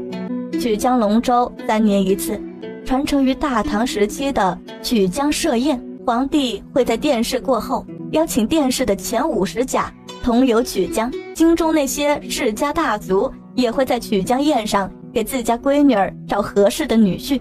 本朝开国以来，曲江宴改成了曲江赛龙舟，形式虽然变了，但内里的本质异曲同工。高氏自小在京城长大，自然知道这里头的微妙之处。女儿15了，自己这个做娘的再不问世事，也想在暗处替她的前程思量一番。谢玉渊从小在南边长大，不知道这里头的故事。他为了怕再引起陈清燕的注意，回房里换了一件最素净的衣裳。叔侄俩同坐一车，谢老三看到他这副装扮时，少姨娘身边的丫鬟都比你体面几分，可是那老妖婆又开始怠慢你了。外头热成这样，穿得花里胡哨的，头上再插一堆东西，不热死才怪。对了，今儿个我老师也在，阿元，你能不能帮他再戳2针啊？我已经备着了。你，三叔，3年前不怕你伤心，故意没有和你说，3根百年老参，延命不会超过5年。3年过去了，韩先生的身体也应该是不大好了。阿元，我再去弄几根老参过来，也没用了吗？谢玉渊摇摇头。三叔，教我医术的便宜师傅说过，将死的人，就算是1000年的老参，也调不回来。韩先生还有些日子，你好好待他，不留遗憾就行。多活5年也算不错。来10日，聚10日，多1天就是赚1天，我知足。你知什么足啊？小小年纪，说的一口老气横秋的话。我还没死呢，也轮不到你。谢渊低低地笑起来，叫了几下，他的眼睛突然深邃了起来。车行1个时辰，就到了曲江边。谢玉渊走到树荫尽头，韩百川抚着胡须缓缓走了出来。谢玉渊感觉自己有点眼花，面前的老人虽然一头白发，但气度却是1等1的好。三小姐，谢玉渊道了个福。韩先生，三叔说让我帮你再扎几针，我瞧着不用。本来就不用，我如今1顿饭还能喝个2两酒，哪用扎什么针呐？我欠三小姐一个情，回头三小姐好好想想，要不要老夫帮什么忙呢？总得还了人情，才好去阎王殿报道啊。谢玉渊这才明白三叔那一身反骨从哪里来。去什么阎王殿报道啊？你还没喝我的喜酒呢，快，这地怪凉的，坐下来歇歇。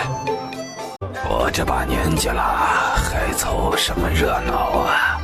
我过来就是给三小姐问个好的。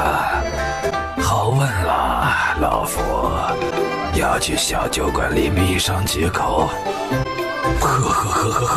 喝死你算了！韩百川瞪了一眼谢玉维，长袖一甩，背过身就走。谢玉维气得一跳脚，真想一把揪着那老头的胡子，把人揪回来。谢玉渊冲韩百川的背影喊了一句：“韩先生，1日2两是活血，4两以上是催命。”你还由着他？三叔，他看得开，你也需看得开。谢玉渊，3年没见，你一点都不如从前可爱。谢玉渊心道：“你身上若背了个沉甸甸的包袱，只怕也可爱不起来。三叔，3年没见，你还和从前一样不讨人喜欢。”是吗？是吗？我自我感觉还挺不错的呀，至少人模狗样的，哪里不讨人喜欢了？谢玉渊指了指自己的嘴：“笨蛋，那叫心直口快。三叔在你面前才露出这么一点真本性，你就好好珍惜吧，旁人想看也是看不到的。”谢玉渊一听这话，挤出个比哭还难看的笑。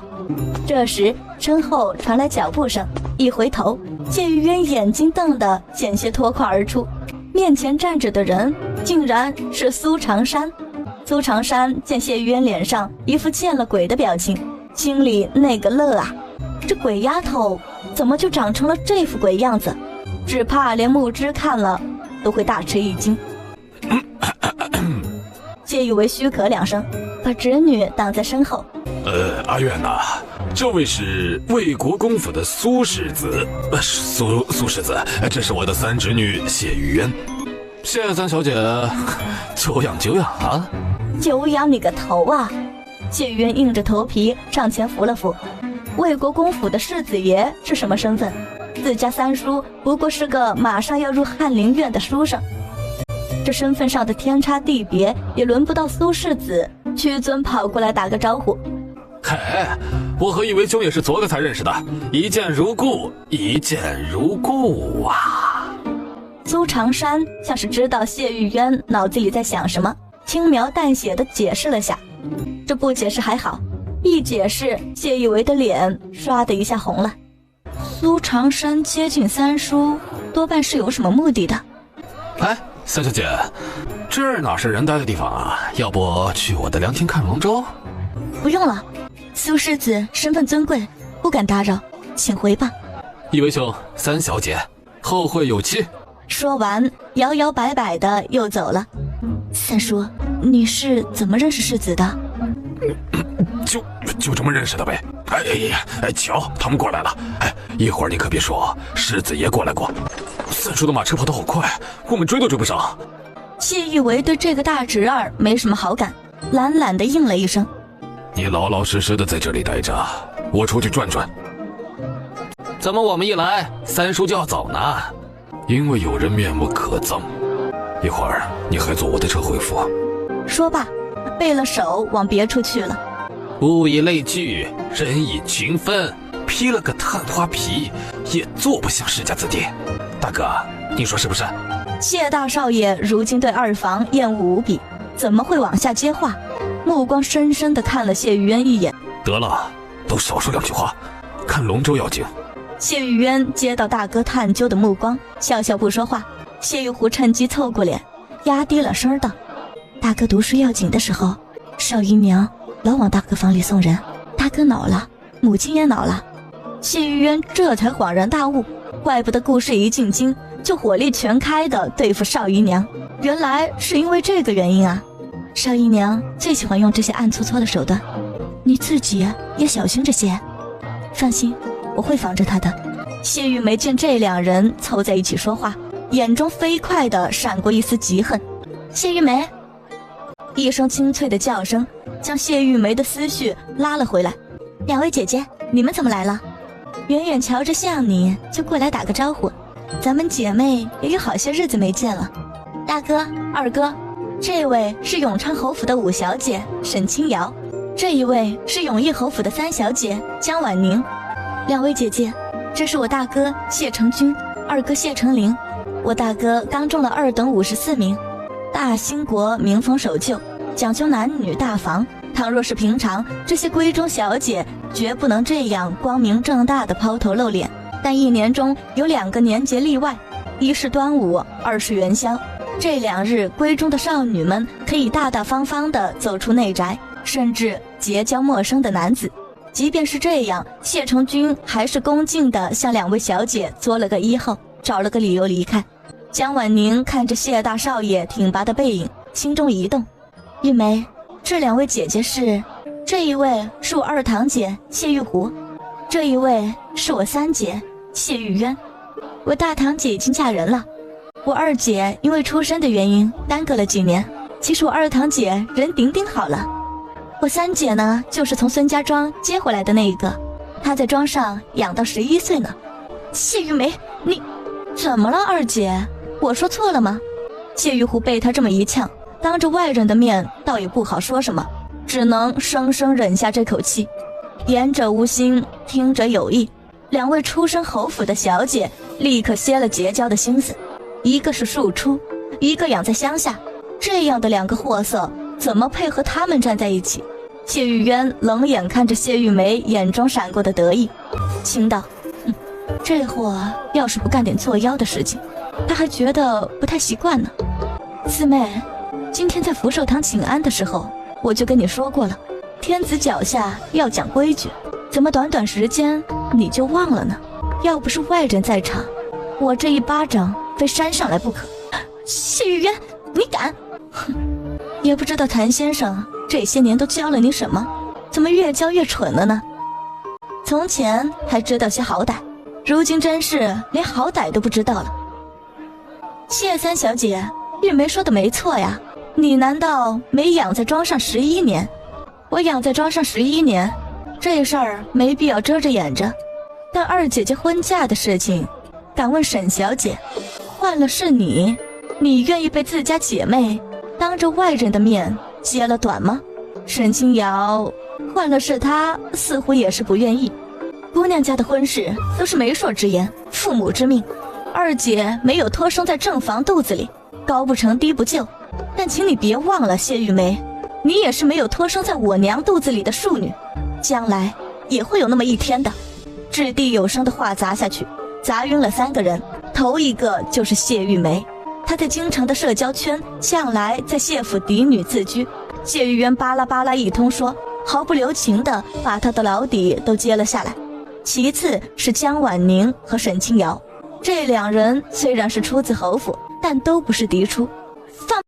我娘也是谢府8抬大轿抬进门的，也是拜了天地，磕了祖宗牌位的。这话和我说不着，要不和老爷太太还有你爹说去。你给我等着！四妹妹，做人别太小气，就许你在暗中故意使坏，就不许我揭你的老底。这事儿就算是讲到老爷太太跟前，只怕你也落不得好的。你欺负人！她这一哭，没让侯府的2位姑娘生了怜惜，反倒觉得有些厌恶。明明是庶出，却冒充嫡出；明明是她先贬低别人，这会儿却说别人欺负她。好了，别哭了，倒让别人看了热闹。什么嫡出庶出，都是一府姐妹，何必分得那么清呢？以后别总欺负2姐。今天这事儿我不会说出去的。谢玉梅一把夺过帕子，狠狠地摔到地上。谢玉渊，谁要你假惺惺的做好人？滚！谢玉渊笑笑，转过脸，对着侯府2位小姐扶了扶。真不好意思，让2位姐姐见笑了，我替四妹赔个不是。2位侯府姑娘脸上表情微妙难言，看向谢玉渊的眼神是惊讶，看向谢玉梅的眼神却是鄙夷。人家3小姐已经放下身段主动示好，她倒好，一点面子都不给。一个个的都站着做什么呢？谢家2位少爷去而复返，身后还多了一个俊朗的男子陈清燕。他眸光一惊，眼风落在谢玉渊身上。四妹，好好的，怎么哭了？谁欺负你了？二哥。谢玉渊，是不是你？谢玉渊连个眼风都没有给他，仿佛他就是个透明人。姑娘家拌几句嘴也是常有的事，快去哄哄四妹，别让燕青兄看笑话。谢成林碍着长兄的威严，不敢放肆。他正要去哄自家妹子，妹子已经走到陈清燕跟前。陈少爷。四小姐。陈清燕还了礼，目光一垂，看到地上有块锦帕，心中微微一动。让陈少爷见笑了，对不住。谢玉梅的声音像蚊子叫，脸上的表情更是娇弱可怜，眼睛却大胆地往陈清燕身上瞄。侯府的2位姑娘都是灵透的人，谢玉梅这副做派在他们眼里嫌弃的直皱眉头。四小姐客气了。这时远远地传来锣鼓声，一叶叶龙舟远远地飞驰而来，一排排壮实的青年汉子双手划桨。此刻一处幽静的凉亭里，到底还是父皇厉害呀。是啊，谁敢厉害过天子啊？对了，第2名是谁？大庆。回世子爷，福王府和平王府分列第2、第3位。哟，这可有意思了。从前可都是平王府排第2，怎么今天就被福王府给超过了呢？哎，莫非3年前江南那一顿敲打之后，平王府连龙舟队的影子都没了？热闹看过了，该走了。话落，一个侍卫匆匆跑过来，附在乱山耳边低语了几句。乱山脸色一变，王爷，宫中有旨一道。哎，来了，木旨。李景业理了理衣裳，走，回府。安王回府，不管你是这个公那个侯，还是1品2品的官员，一律退避3舍。退避的人当中，谢府的马车赫然在列。谢玉渊看着安王府的马车渐行渐远，笑了下。你这丫头笑什么呢？没什么，就是觉得这安王挺有意思的，明明也没有他府里的龙舟，非要跑来看热闹，他也不嫌天热。你呀，到底是刚刚进京，每年曲江龙舟，宫里都会派出1位皇子过来瞧热闹的，代表普天同庆的意思。否则，那些个皇子皇孙谁耐烦来呀？原来是这样啊！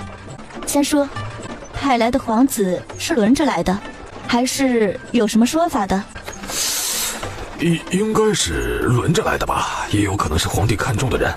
老实说，这种东西啊，你家三叔也搞不清，里面啊门门道道多得很呢。哎呀，安王府的马车停下来了。远远的，安王府的下人凑到马车前，似乎在听主子的吩咐。听了几句后，那下人突然掉了个头，脚下像踩了风火轮似的，向谢府的马车跑过来。车外，身形高大的乱山面无表情地抬手递上一方帖子。谢探花，魏国公世子爷，请你有空去他府上坐坐。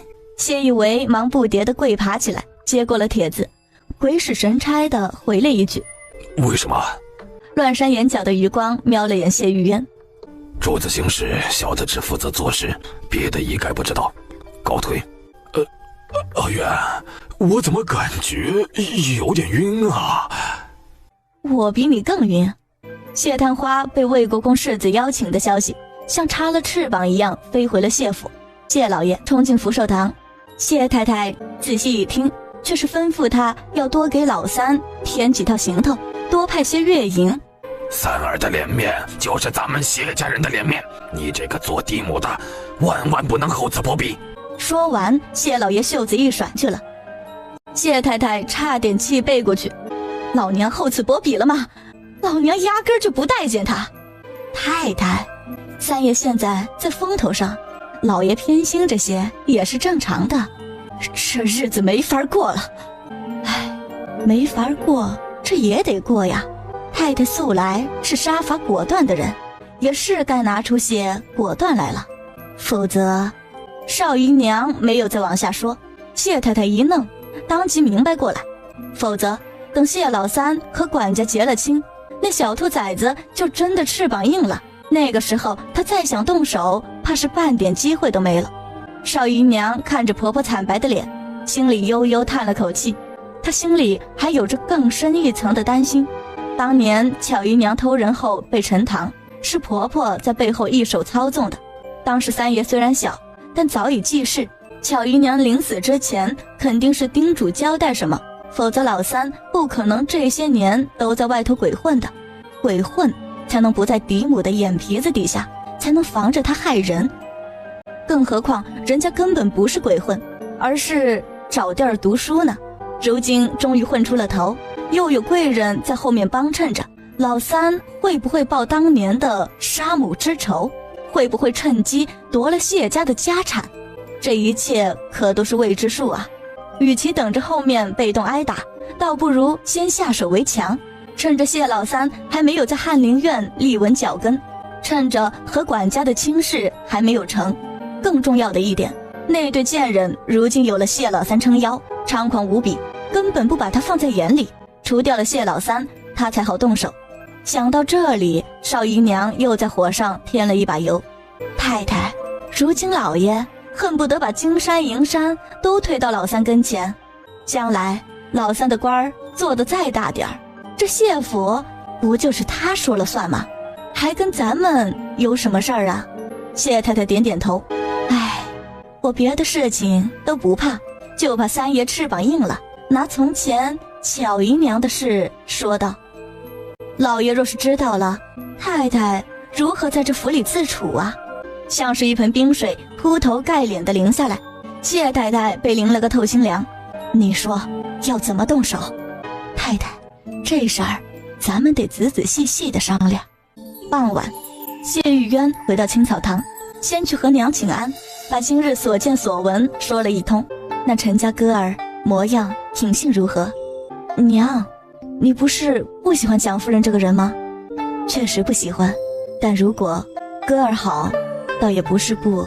娘，我极其讨厌陈庆燕，半点都不喜欢她。那就当娘没有说过这个话。我问起她，只是因为陈家的家风还算好，她又是个独子，将来姑嫂妯娌都不用应付，日子过得简单。娘，那个人不等来，我是不会嫁人的。唉，若不是在谢家，娘也不逼你嫁，留在身边养一辈子，或者入赘一个女婿，也不是养不起。在谢家也不怕，这些人如今女儿能对付。谢玉渊回到房里，颓丧地瘫倒在床上。他15了，是该到了谈婚论嫁的年龄，逃不开避不开，几个女人守着一个男人，然后轮流等着那个男人的大驾光临，为此还得感恩戴德。男人只负责赚银子和播种子，他拿着钱管着一家老小的吃喝拉撒，既要让种子在自个儿肚子里安全着落，又得防着在其他地方生根发芽。斗完了婆婆斗小妾，斗完了小妾斗通房，斗完了通房斗庶子庶女。最可悲的是，他辛辛苦苦委曲求全，劳而不怨了一辈子，死后某某之妻谢氏几个字便涵盖了他苦风凄雨的一生，这让死过一回的谢玉渊如何甘心？心绪一转，又想到苏长山给三叔的那张请帖，头一下子就更大了。一阵困意袭来，他正在晕晕沉沉的时候，突然听见外头一惊尖利的叫声，他吓得一个机灵，直直从床上坐了起来。这时罗妈妈脸色煞白地冲进来，小姐，大事不好了，三爷吐血了。什么？妈妈，我的银针。罗妈妈拖着2条老寒腿跌跌撞撞地跟过去，2个院子近在咫尺。谢玉渊冲过去的时候，边上2个丫鬟吓得面如土色，连哭都忘了哭。还愣着干什么？快把三叔扶起来，脱掉他的衣裳，快！三小姐，蠢货！这时罗妈妈和李青儿匆匆赶到，手忙脚乱地把人抬上床。谢玉渊连脉都不用诊，一看那黑血就知道是中了毒，手起针下，干脆利落的，没有半点犹豫。行到7749针的时候，谢玉为突然翻过身，大口大口的吐出污秽，直到胆汁吐出来，身子直挺挺的往后一仰，人事不知。小姐，三爷他闭嘴！谢玉渊一声厉喝，手中的银针又刺了下去。妈妈，准备甘草和金银花熬成汁，灌倒，到灌不下为止。小姐，咱们刚到京城来，这哪儿来的甘草和金银花呀？话落，得到消息的谢老爷冲过来，嘴里叫嚷着：老三，你怎么了？中毒，快死了！把府里所有人的甘草和金银花统统拿来，要快！谢老爷一挥手，管家仆人纷纷冲了出去。夜色深深，谢以为身上忽冷忽热，像是睡着了，又像是没睡着。突然他身上一痛，感觉有针刺了进来，痛意让他猛地睁开眼睛。花月，活活的，你哭什么呀？谢玉渊没理他，转过身大声道：三叔中的是毒情汁，人吃下去数口便会中毒，这东西混在饭菜里，无色无味。老爷太太，有人想让探花郎死，报官吧。报官2个字说出来，无异于在原地扔了个炮仗。人都救回来了，报什么官呢？不是让满京城的人瞧咱们谢府的笑话吗？就是啊，说不定老三是在外头吃的那些乱七八糟的东西，真是可怜见的。老爷，那些跟着的小厮，平常服侍的丫鬟都应该通通打死。谢太太一脸的菩萨样，说出来的话却狠毒至极，把一众的丫鬟吓得扑通扑通跪倒在地，连连求饶。哼，三爷住进府也有月余，我管着家的时候还好好的，怎么大嫂刚接手就出了这岔子？我呸！放你娘的屁！老娘才接手内宅第1天，连个东南西北都还没分清，你就把这屎盘子往我身上扣，少姨娘，你他娘的安的什么心？要是传出去，他的宝贝儿子还要不要做官了？他还要不要在府里做人了？大奶奶，这话诛心不诛心啊？我哪有少姨娘的话诛心啊？要我说呀，指不定是姨娘气恨三爷中了探花，自家儿子名落孙山，所以才想着害人呢。你二爷，妾被冤枉的活不成了，你让我去死吧。那你去死啊！别吵了，都给我闭嘴！谢老爷太阳穴突突的跳，给我查，彻底的查，查出来是谁做的，杖毙！若查不出来呢？祖父，我三叔这口毒情汁就白喝了。谢老爷认认真真的打量了谢玉渊一眼，眼底闪过复杂。这3年来，这丫头把自己活成了个透明人，守着青草堂，不争不抢不闹，和刚来谢家时判若两人。若不是这次入京，他几乎都要忘了谢府里还有这么一号人物，也不知道这丫头和老三扯上了什么关系。一进京就互相帮衬着，而且瞧着这架势，自己要不给他一个说法，他似乎是不会罢休的。三丫头，你三叔是我嫡亲亲的儿子，儿子中毒，做老子的比你急，查凶手的事情用不着你操心。你既然懂几分义理，就帮着你三叔好好调养一番。祖父，若不是我离得近，我救得快，此刻三叔就是一具尸体。谋害新晋探花郎，那可是诛9族的罪名。来人呐，把厨房的婆子、三爷身边的小厮，还有精神侍候的丫鬟，统统带到我院里，我倒要看看哪一个人吃了雄心豹子胆，胆在我的眼皮子底下作妖。这时管家满头是汗地跑进来。